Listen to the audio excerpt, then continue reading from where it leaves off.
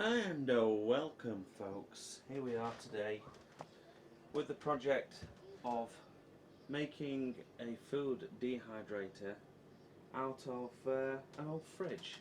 So if like me you like a little bit of beef jerky, or want to dry some fruit like banana or apple, whatever you like, then you can do it for less than 20 quid really. So what you're going to need first and foremost is an old fridge. Now this one doesn't work, it was a fermentation fridge, now it ain't. So the idea is strip out the insides, get rid of all the panels down there. Don't strip out any electrics yet because we may be using them, I don't know yet, but I have a funny feeling we will.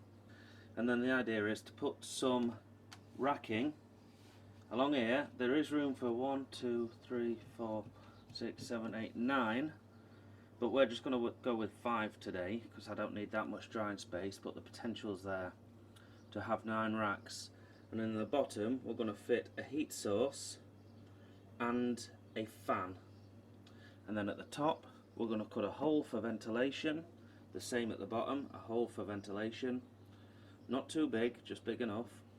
And then we're going to try and encourage the hot moist air to exit whilst drawing in warm dry air through the bottom.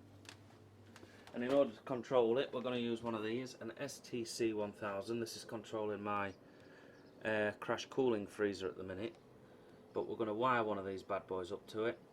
And then if I just take you further down into the workshop, I have to excuse any racket, there's a kids party going on next door, isn't there, bud? Yeah. Right, so what I'm going to do down here is we're going to make these frames. So you're going to get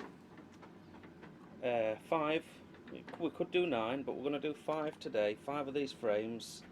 Then on these frames we're going to put some galvanized weld mesh, some maybe 10mm, half-inch square galvanized mesh. We're going to staple it on, and you can see we've got brackets in the corners just to hold it. It's just made from a bit of scrap plywood, nothing special. Just had some scrap ply lying around. Here's a little template where we're going to be cutting some more bits out in a minute. And once we've got all these cut out into lengths, we shall assemble them in the correct manner, that way, and we will staple on the mesh and then start work on the dryer proper.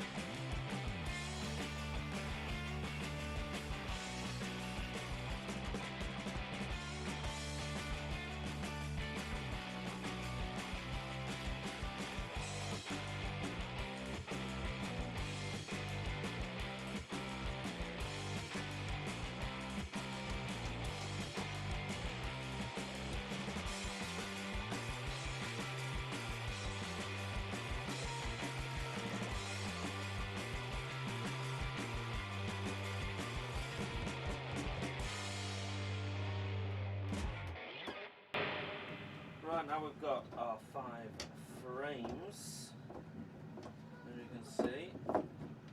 We need to get some mesh onto them. This is the kind of mesh I've got. It's actually 13mm square mesh, just galvanised garden netting if you like, and we'll just get the one frame out. I'm not sure how I'm going to do this yet,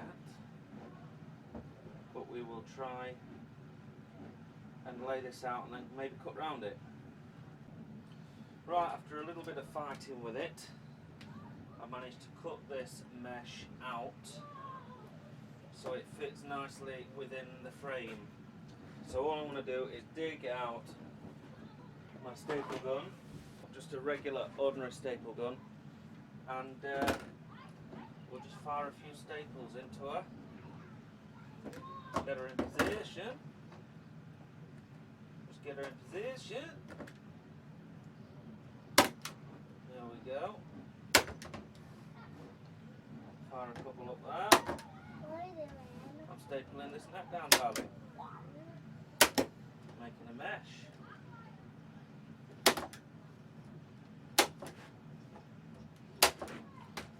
Right, so there is mesh number 1.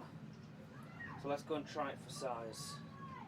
So I just want to check that it fits in there nicely. As you can see, that's just about perfect. So all I need to do is repeat that process 4 more times, and we will have 5 drying racks. And there we go, boys. So we got all the meshes put together, all 5 of them.